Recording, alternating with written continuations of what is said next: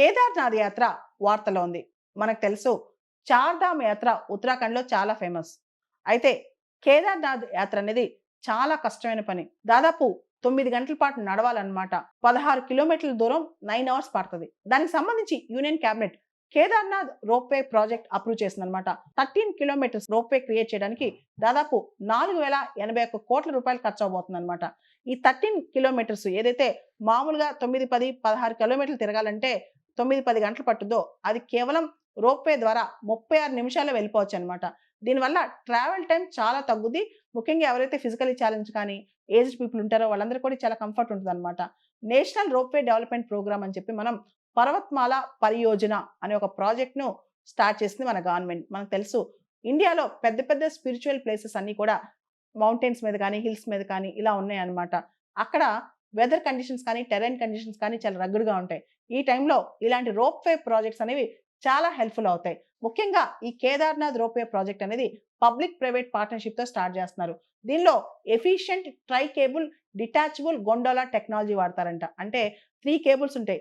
చాలా జాగ్రత్తగా వీటిని రన్ చేసే విధంగా రోప్‌వే ప్రాజెక్ట్ చాలా సేఫ్టీ ప్రోటోకాల్స్‌తో రన్ చేస్తారంట.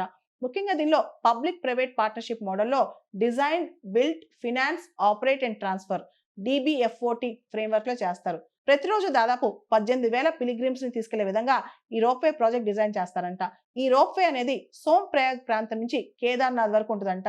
ఈ జర్నీ జనరల్‌గా అయితే ట్రెక్కింగ్ చేస్తా ఉంటారు. అండ్ కొన్నిసార్లు పెద్దవాళ్ళు ఉన్నారనుకోండి, వాళ్ళని స్ట్రెచెస్ మీద ఎత్తుకెళ్ళటం, లేదా భుజాల మీద ఎత్తుకెళ్ళటం, లేదా గుర్రాల మీద ఎక్కించటం, లేదా పల్లకీలు పాలంక్విన్స్ మీద ఎక్కించడం ఇలా చేస్తారు. అండ్ హెలికాప్టర్స్ కూడా.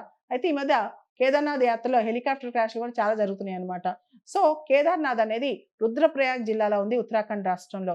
కేదార్‌నాథ్ అనేది చాలా మంది హిందువులకు ఒక కల. ఒక్కసారైనా చూసి రావాలి అని చెప్పి. కేదార్‌నాథ్ అనేది ద్వాదశ జ్యోతిర్లింగాల్లో అంటే 12 జ్యోతిర్లింగాల్లో ఒక జ్యోతిర్లింగం. చాలా మంది ఈశ్వరుడి భక్తులు ఖచ్చితంగా జీవితంలో ఒక్కసారన్నా కేదార్‌నాథ్‌ని సందర్శించాలని భావిస్తా ఉంటారనమాట. అండ్ ఈ రోప్‌వే వల్ల ఎంప్లాయ్‌మెంట్ పెరుగుద్ది. అదేవిధంగా కేదార్‌నాథ్‌కి టూరిస్టులు పెరుగుతారు. దాంతో పాటు ఆల్ వెదర్ కనెక్టివిటీ. ఎటువంటి వెదర్ కండిషన్స్‌లో అయినా ఈ రోప్‌వే ప్రయాణం చేసే విధంగా ఉంటది. అదే విధంగా సేఫ్టీ ప్రోటోకాల్స్ ఏ విధంగా తీసుకుంటారు. దాంతో పాటు ఈ టెంపుల్ కేదార్‌నాథ్ టెంపుల్ ఏదైతే ఉందో సంవత్సరం మొత్తం ఓపెన్ అయి ఉండదు. సంవత్సరంలో సగం రోజులే 6-7 నెలల వరకు మాత్రమే ఓపెన్ అయి ఉంటదన్నమాట. సో, ఇవన్నీ కవర్ చేసి ఈ రోప్‌వేని ఏ విధంగా కన్‌స్ట్రక్ట్ చేస్తారనేదే ఇప్పుడు పెద్ద సవాలు. అయితే ఉత్తరాఖండ్‌లో కేదార్‌నాథ్‌కెళ్ళే రూట్‌లో ల్యాండ్ స్లైడ్ జరిగింది. అంటే కొండ చర్యలు విరిగిపడ్డాయి. దాంతో ప్రస్తుతానికి టెంపరరీగా కేదార్‌నాథ్ యాత్ర అనేది సస్పెండ్ అయింది.